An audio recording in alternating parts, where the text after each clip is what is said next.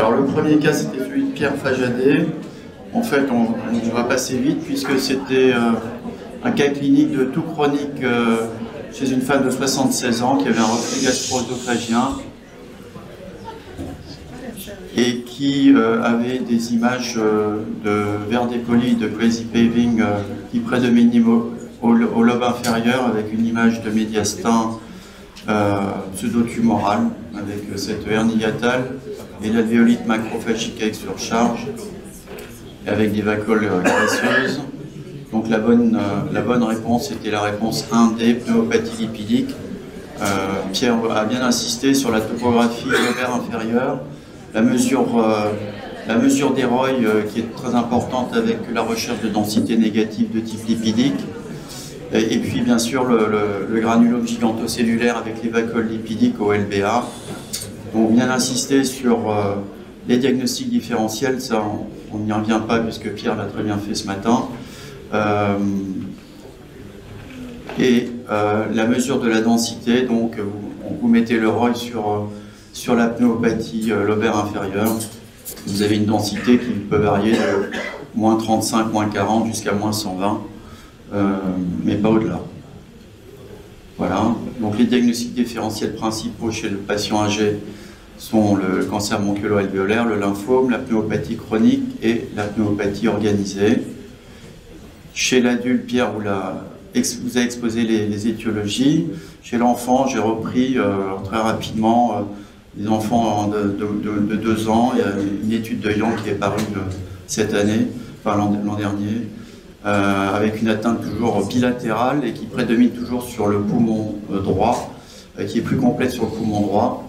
Et l'article insiste sur le fait que sur l'effet thérapeutique du lavage bronchiolo-alvéolaire au sérum salé associé aux corticoïdes IV. Et donc les enfants de 2 ans, ça inhale tout, la colle, l'huile de banane, le kérosène, des lampes, l'huile de moustique, le beurre fondu, enfin un petit peu tout. Voilà, donc triade interrogatoire, le scanner avec le verre dépoli, les condensations, le crazy paving, ça prédomine au lobe inférieur, le ROI et les vacuoles lipidiques et le rôle donc, du LBA thérapeutique chez l'enfant avec les corticoïdes. Voilà. Donc ça c'était le premier cas, il y a énormément de personnes qui ont répondu de façon positive. Le deuxième cas, donc celui de Gérard, avec donc une patiente de 76 ans, non tabagique, qui était asthmatique depuis longtemps, avec des problèmes respiratoires dans la famille, surtout un mélanome dorsal. Et ça, je pense que c'est important, il faut toujours interroger le patient et avoir l'anamnèse et les antécédents. Donc là, on voit clairement qu'il y avait une hyperclarté, hypodensité des 2 bases, avec une destruction des parois alvéolaires qui prédominent donc en région lobaire inférieure et moyenne. Et en fait, la clé du diagnostic était sur le MIP. Donc la bonne réponse était le E déficit en alpha-1 antitrypsine avec métastase hématogène. Alors pourquoi c'est particulier? D'habitude elles sont aux bases puisque les territoires les plus vascularisés sont aux bases. Et là, à l'inverse, comme il y a une destruction par l'emphysème panlobaire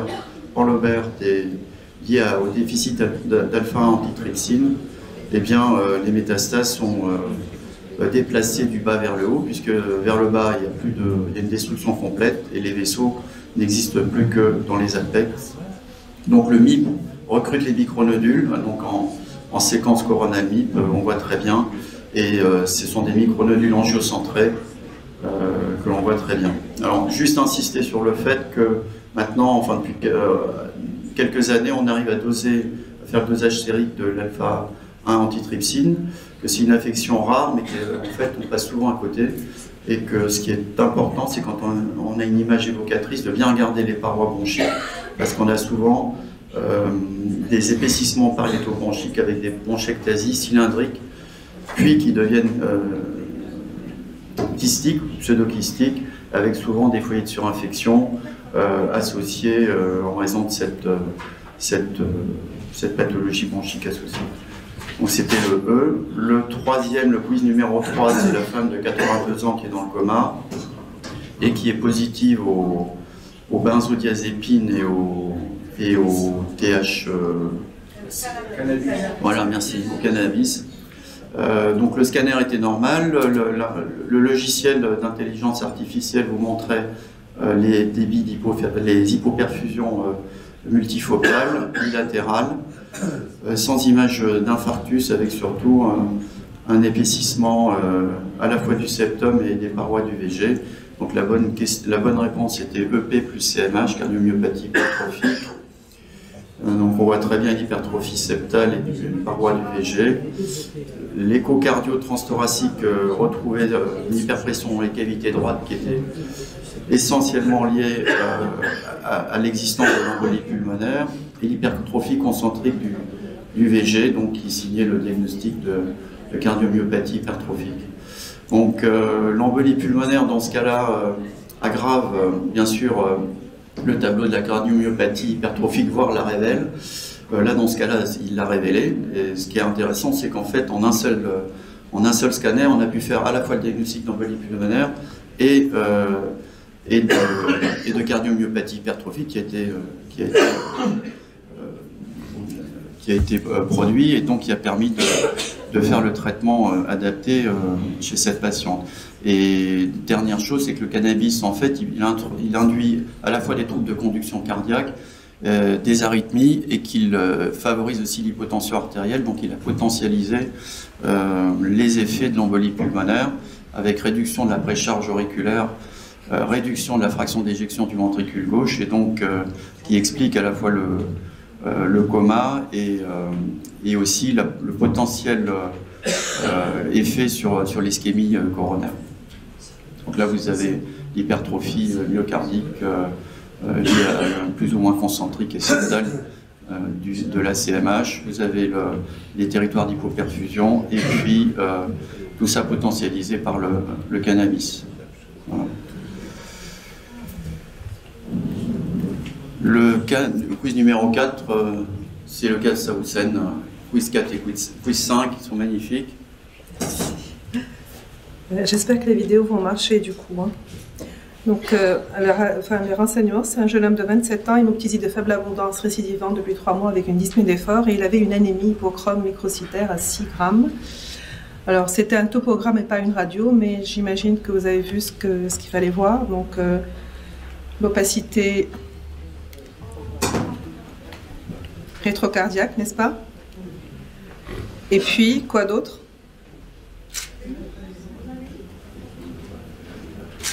C'est pas désagréable. Alors, ce qu'il fallait voir aussi, c'était les anomalies de la silhouette cardiaque. Je crois que j'ai fait une animation.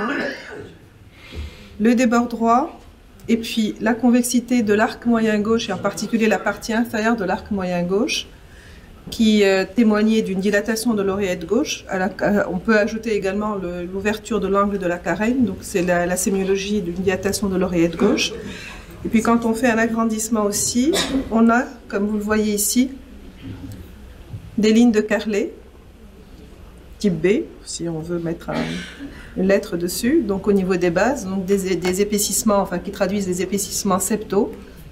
Je rappelle que la seule ligne qui arrive jusqu'à la plèvre, c'est la petite scissure quand on a la chance de la voir, mais dès qu'on voit une opacité réticulaire qui arrive à la plèvre, c'est que c'est anormal. Et en particulier, ce sont des lignes B qui traduisent un œdème interstitiel. On peut imaginer que c'est lié à la dilatation de l'oreillette gauche, et donc il y a une pathologie mitrale sous-jacente. Là, je vous ai mis l'opacité rétrocardiaque. Donc on va passer au scanner, j'espère que ça va fonctionner. Ah. Bon, j'ai pas le temps de vous mettre mais c'est pas grave, de mettre mon ordinateur. On va passer aux fenêtres parenchymateuses et on verra les corrections avec les images sélectionnées. Donc sur la fenêtre parenchymateuse, les coupes en filtre lingue et fenêtre parenchymateuse, vous avez vu les plages d'hyperdensité en verre dépoli, bilatérales, de distribution un petit peu hétérogène, à la fois sous pleural et aussi un petit peu dans la médulaire, mais à prédominance lèvres périphérique. Et puis là, on voit l'opacité, enfin la masse, pardon. Et sur les fenêtres médiastinales, donc vous voyez, dommage qu'on n'ait pas la vidéo, mais vous voyez la dilatation très importante de l'oreillette gauche, n'est-ce pas? Et puis cette masse que l'on voit ici. Et puis, qu'est-ce que vous voyez ici? Voilà, une petite artère qui naît de la face latérale gauche de l'aorte thoracique descendante et qui va vers cette masse. Cette masse est entourée par de la graisse médiastinale. Donc elle n'est pas intraparenchymateuse, c'est bien une masse médiastinale postérieure qui est vascularisée par une branche de l'artère de l'aorte thoracique descendante. Et ça définit donc une séquestration. Alors sur la vidéo, on pouvait voir son retour veineux. Malheureusement, j'espère que j'ai des images figées. Donc la PID, si vous voulez, avec des plages d'hyperdensité envers dépoli, les épaississements septaux également, que l'on voit ici, réguliers, qu'on devinait sur la radiographie du thorax sous la forme des lignes de Kerley. Là, je vous ai mis une reconstruction coronale pour bien vous montrer la traduction de cette convexité de l'arc moyen gauche. Et là, c'est l'auricule, c'est la partie de l'oreillette gauche qui définit ou qui correspond à la partie inférieure de l'arc moyen gauche et qui, quand il se dilate, donne une convexité de l'arc moyen gauche. Alors, quand on a également une hypertension pulmonaire associée, on va avoir l'aspect classique qu'on décrit de double bosse de l'arc moyen gauche qu'on a vu dans les études de médecine. Et à droite, vous avez le débord droit. Alors, on peut avoir également un double contour de l'arc inférieur droit aussi. Ça arrive dans les dilatations de l'oreillette gauche. Voilà. Ici, vous avez les images figées qui vous montrent la masse médiastinale postérieure et l'artère qui naît de l'aorte. Et puis là, vous avez le retour veineux qui se fait en fait vers la veine azygos, mais en plus, il y avait également un retour veineux vers la veine pulmonaire inférieure. Donc, c'était un retour veineux qui était mixte, à la fois systémique et pulmonaire. D'accord? Voilà. Donc, c'est bien une séquestration. Alors, du diagnostic, bien sûr, c'était une séquestration extralobaire avec un œdème pulmonaire. Alors, il y avait une hémorragie alvéolaire également. Ce qui expliquait, alors on peut avoir des saignements dans les rétrécissements mitraux, des petites, voilà, tout à fait. Donc il avait à la fois des signes d'œdème et des stigmates d'hémorragie alvéolaire. Les signes d'œdème, c'est les épaississements septaux tout seuls et le verre dépoli avec parfois un front d'épaississement septal, ça traduit l'hémorragie alvéolaire. Donc la bonne réponse était bien celle-là. Voilà, juste un petit rappel sur la séquestration, deux types. Alors la localisation habituelle est lobe inférieur, et en particulier le lobe inférieur gauche. Extralobaire, donc c'est une masse, ça se traduit par une masse médiastinale qui a sa propre enveloppe pleurale, qui peut être associée à d'autres malformations comme des kystes bronchogéniques ou une hernie diaphragmatique. Et la séquestration intralobaire, donc elle est enveloppée dans la plèvre, elle n'est pas séparée du reste du parenchyme. Et donc, elle se traduit souvent par des stigmates de surinfection de ce parenchyme qui reçoit une vascularisation systémique. Et quand on regarde bien, on va voir que la bronche n'est pas accompagnée de l'artère pulmonaire habituelle collée à la bronche. Donc, on va avoir ce qu'on appelle une bronche orpheline, parce que la vascularisation ne provient pas des artères pulmonaires, mais de l'aorte, avec une artère qui va naître de l'aorte thoracique, le plus souvent thoracique descendante. Et quand on explore une séquestration, il faut toujours déborder sur l'étage supérieur de l'abdomen, parce que l'artère systémique peut provenir également de l'aorte abdominale. Voilà, et puis l'œdème pulmonaire, savoir le reconnaître sur une silhouette, reconnaître une silhouette mitrale, on a tendance à l'oublier sur une radiographie du thorax, sur laquelle parfois on passe un peu trop rapidement. Voilà, œdème et hémorragie peuvent être associés au cours du rétrécissement mitral. Donc il y avait beaucoup de choses à voir, plusieurs messages. On passe au cinquième. Donc c'est une patiente âgée de 49 ans, non tabagique, qui consulte pour une toux sèche évoluant depuis 6 mois. Bon état général, fibroscopie bronchique, pas de lésion endobronchique. Et vous aviez une radiographie du thorax de 2016 qui montrait, j'imagine que vous l'avez vu, une opacité en projection hilaire. Donc il y a une asymétrie nette des deux îles avec une opacité en projection hilaire. On a cherché sa radiothorax dans son dossier et on retrouve une radiothorax qui remonte à 2 ans auparavant qui montre la même opacité. Ce qui était rassurant mais qui ne nous donnait pas de diagnostic. D'accord? Alors, maintenant, on est devant une opacité hilaire droite radiologiquement stable. On va se poser la question, qu'est-ce que ça peut être? Et on va appliquer le fameux signe de la convergence du Hill pour savoir si c'est une grosse artère pulmonaire ou si c'est plutôt autre chose qui se projette sur l'artère pulmonaire. Et que dit ce signe-là? Il dit que quand on voit les branches de l'artère pulmonaire se perdre au contact de l'opacité, c'est bien une artère, mais quand on voit les branches de l'artère pulmonaire à travers cette opacité, ça ne peut pas être l'artère pulmonaire en appliquant le signe de la silhouette, mais autre chose. Et en particulier au niveau du IL, une adénomégalie, c'est, disons, le diagnostic le plus probable, mais on va voir si ça peut être autre chose. Donc je ne sais pas si vous voyez ou pas, ici, je vais vous montrer là les branches de l'artère pulmonaire qui traversent cette opacité. Donc vous les voyez là? Très bien, voilà. Alors, signe de la convergence du IL. Au scanner, donc on voit, bon, c'est pas un scanner qui est fait avec 2 temps d'injection, il est plutôt, c'est plutôt un temps un peu tardif, mais on voit bien l'artère pulmonaire et on voit bien qu'il y a une masse de densité tissulaire, qui a des contours un petit peu lobulés, n'est-ce pas, en projection hilaire, enfin en projection au niveau du IL plutôt. Là, vous voyez ici. Sur les fenêtres parenchymateuses, on ne voit pas grand-chose. On voit que la bronche lobaire supérieure, donc elle passe. Elle est peut-être un petit peu comprimée, mais sans plus. Les branches sont libres. Il n'y a pas de conséquences en aval. Il n'y a pas de trouble ventilatoire. Les branches sont disons, perméables, même s'il y a une petite compression de la bronche lobaire supérieure. Donc là, on conclut que c'est une masse tissulaire de contour polylobé. Les branches sont respectées. Pas de signe d'agressivité locale. Limite nette avec le parenchyme pulmonaire. D'accord? L'IRM montrait une masse en signal intermédiaire qui était en hypersignal T2 et qui se rehaussait après injection de gadolinium. Mais sans plus. Donc, elle a des limites nettes. Elle n'a pas de signe d'agressivité non plus à l'IRM. On voit juste sa prise de contraste et son hypersignal sur la séquence TIR-T2. Donc c'est en conclusion une masse ganglionnaire hilaire droite, isolée, fortement rehaussée après injection de produit de contraste iodé et gadolinium. Enfin iodé, j'exagère un peu parce qu'on n'a pas le premier temps, hein, mais gadoliné sans signe d'agressivité locale. La gamme diagnostique devant une masse ganglionnaire, tuberculose, la densité est homogène, c'est pas nécrosé, il n'y a pas de signe parenchymateux et c'est stable sur un peu plus qu'une année. Hein, 2014, c'était fin 2014, c'est stable du moins. Sarcoïdose, pourquoi pas, il y a des formes rares unilatérales, mais ce n'est pas fréquent. Et ce n'est pas hypervasculaire, tout à fait. Et ce n'est pas le siège en plus, d'accord.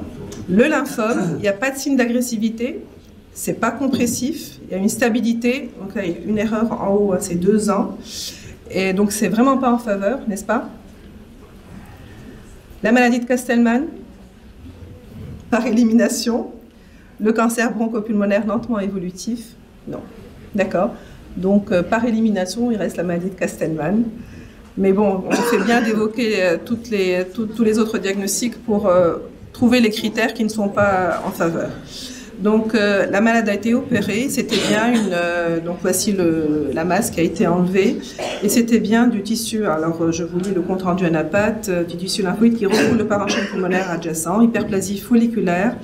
Et donc, en conclusion, c'est une maladie de Castleman de type fibroyalin localisée en hilaire droit avec une atteinte ganglionnaire et pulmonaire. Et voilà. Donc, juste un petit mot de rappel de cette pathologie. C'est une hyperplasie lymphoïde angiofolliculaire qui fait partie des désordres lymphoprolifératifs avec une localisation intrathoracique qui est fréquente par rapport aux autres localisations. Et il y a 2 types de maladies de Castleman. La forme localisée qui est bénigne, qui se présente sous la forme d'une masse qui rappelle une adénomégalie, qui peut être hypervasculaire, mais il y a des formes qui ne prennent pas le contraste. On a souvent tendance à dire que la maladie de Castleman, elle prend intensément le contraste, mais il y a des formes qui ne prennent pas le contraste. Sur le plan histologique, elles sont corrélées à un type histologique différent. Et la forme diffuse, par contre, elle est plus problématique et le pronostic est plus réservé. Alors, au scanner, ça peut donner ce genre de masse qui peut prêter à confusion d'ailleurs. Avec quoi ? Avec cette hypervascularisation, ça peut prêter à confusion avec un paragangliome dans la localisation médiastinale, que ce soit dans le médiastin postérieur ou même dans le médiastin, comme c'est le cas ici, plutôt moyen. Voilà. Et en IRM, voilà, c'est une masse qui prend le contraste et qui peut être le siège pour les radiologues de zones de flow voids parce qu'il y a des vaisseaux qui traduisent l'hypervascularisation de cette masse. Voilà, merci.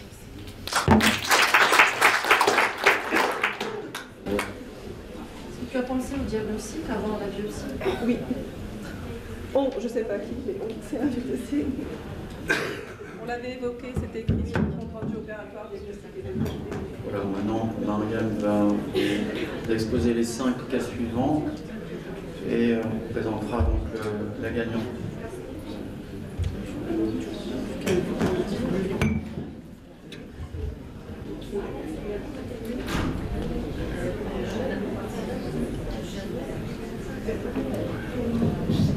Alors on commence par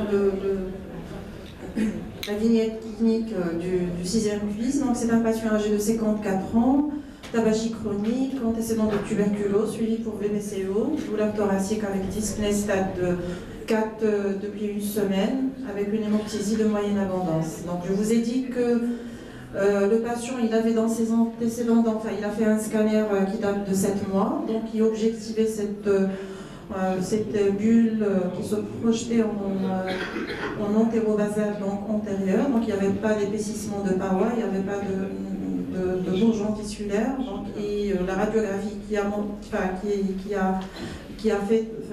été réalisée plus tôt lors de cette symptomatologie récente avec le scanner, donc, a montré en lieu et place de cette cavité bulleuse qui existait auparavant, donc une formation donc, au sein subtotal, donc on va dire de densité liquidienne, enfin pas liquidien pur, mais la densité elle était élevée, elle était de 56, donc ça orientait beaucoup plus vers un contenu qui est épais et qui est hémorragique.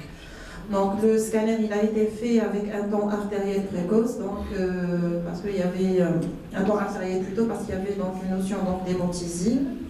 Donc la bonne réponse était la bulle hémorragique, donc il y avait tous les éléments qui orientaient donc vers ce diagnostic. Donc le patient, voilà, donc juste pour vous montrer donc cette formation donc liquidienne, on a pu donc faire le diagnostic. Et bien sûr, le patient il a présenté une hémoptysie de moyenne abondance et là on avait des stigmates de saignement au niveau donc, de la trachée qui était donc spontanément hyperdense.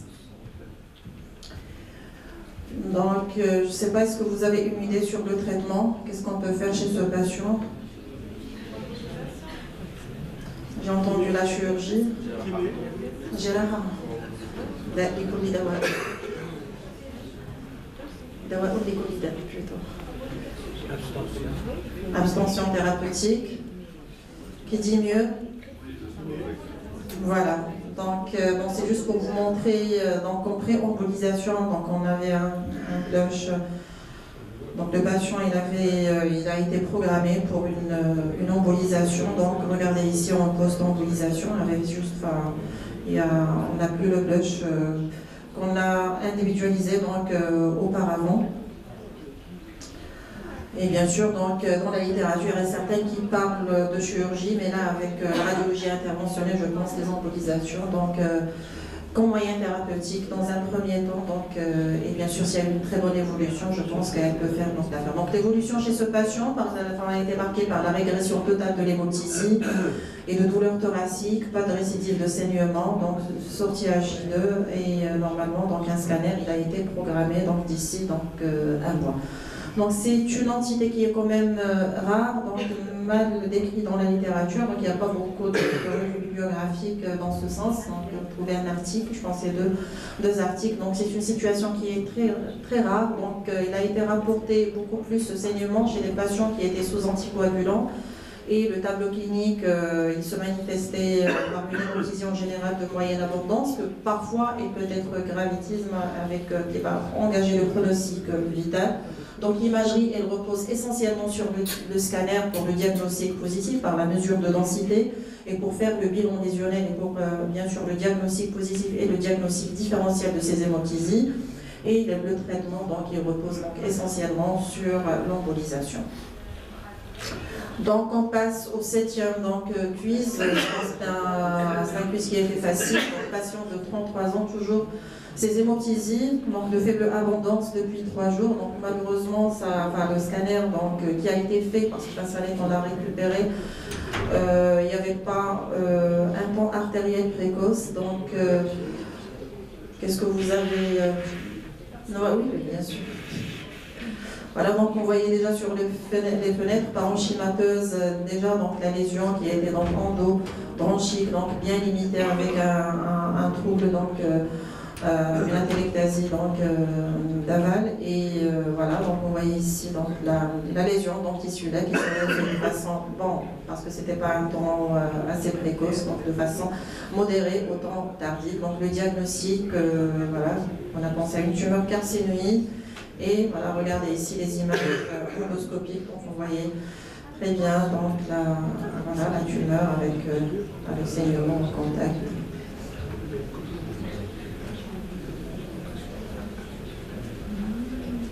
Ben, nous aussi on fait l'endoscopie après le scanner.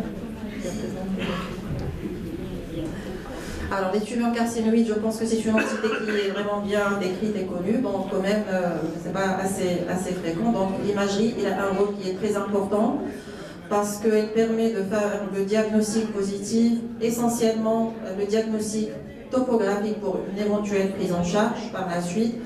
Donc on va trouver des troubles ventilatoires associés à cette lésion donc tissulaire endobronchique, et l'imagerie elle permet de faire une analyse et un bilan lésionnel pour chercher s'il y a une extension extra-bronchique, essentiellement dans les formes donc malignes, et le bilan d'extension. Donc en général et dans les formes typiques, ce sont des lésions qui sont hypervascularisées, et parfois, donc, en fonction des cas, on peut trouver des classifications dans 16 à 30% des cas. Donc il faut vraiment avoir deux entités en tête. Il y a les tumeurs carcinoïdes typiques qu'on vient de voir, ce sont des petites tumeurs plutôt centrales, de petite taille, lors de la découverte, à l'origine d'un trouble ventilatoire.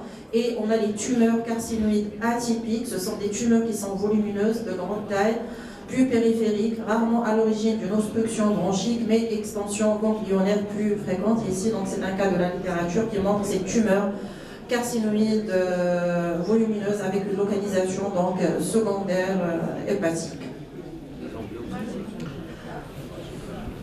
Alors, le 8e quiz, donc c'était une patiente âgée de 35 ans, comme je vous ai dit. Donc, elle a été beaucoup plus adressée pour un trouble digestif, des vomissements chroniques. Donc, ils ont demandé un scanner initialement, et lors de l'interrogatoire, on a trouvé une dyspnée qui était chronique, stade 4. Donc, le scanner abdominopélvien, il a été demandé pour ce bilan donc, de vomissement chronique.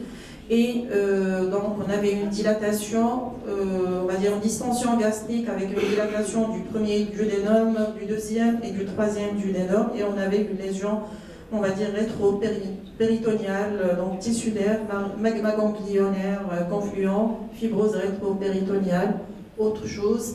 Et au niveau donc des bases pulmonaires, il y avait donc des lésions ici qu'on a complétées par un scanner et on a trouvé voilà, ces images qui citent que chez une femme âgée de 37 ans, donc vous pensez à quoi? Donc, je pense que vous avez eu le premier topo hier, beaucoup de cas cliniques, donc c'était une lymphangiomyomatose, mais c'est juste pour vous rappeler les cas, enfin la découverte qui était beaucoup plus donc, atypique. Et bien sûr, dans les lymphangiomatoses, donc on peut trouver des adénopathies et des lésions tissulaires rétropéritoniales et abdominales. Donc là, c'était vraiment la cause qui a fait découvrir cette entité.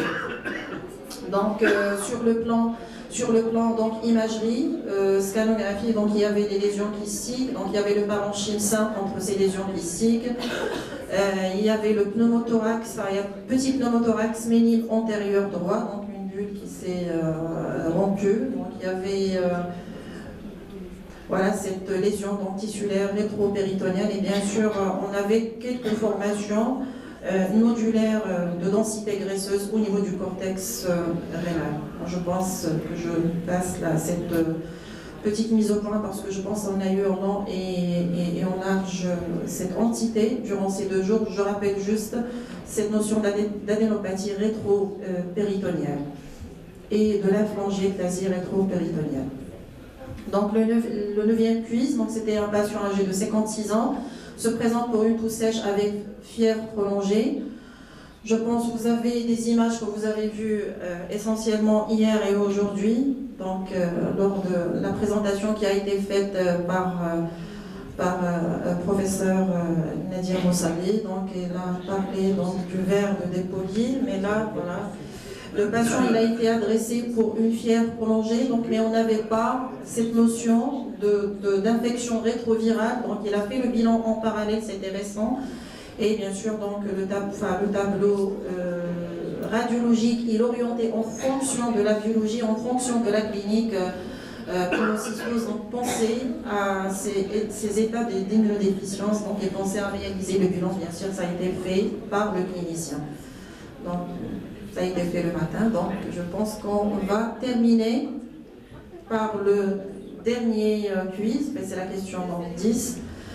Dernier quiz, patiente victime d'un AVP de haute énergie avec plusieurs points d'impact, patiente intubée.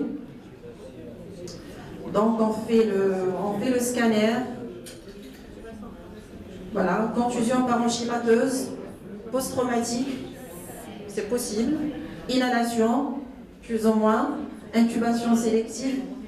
Bon, si on n'y pense pas, donc tumeur bronchique dans les antécédents, abcès pulmonaire, c'est juste pour remplir la grille. Mais là, si on revient voilà, à l'image, donc on va voir que voilà, donc c'était sélective au niveau de la branche droite. Et ça a donné donc voilà, un infarctus pulmonaire gauche. Alors l'intubation bronchique sélective, c'est une complication parce qu'il y a l'intubation bronchique sélective qui se passe dans la chirurgie thoracique. Mais là, on parle d'une complication de l'intubation bronchique. Souvent, c'est la branche souche droite. Le diagnostic est parfois posé par la radiographie standard et même lors de l'auscultation, lorsqu'on est en train de faire cette intubation, ou parfois secondaire, un déplacement secondaire de la sonde, fixation insuffisante ou mobilisation de la tête. Donc on aura de l'hypoxie, on aura de l'infarctus, on aura de la condensation alvéolaire. Et si on ne fait pas le diagnostic, donc initialement, d'accord, on aura des surinfections et on va toujours parler de cette contusion parenchymateuse avec la surinfection, mais au fait, il fallait juste se rattraper lors de la phase initiale et bien sûr retirer la canule. Et je vous remercie.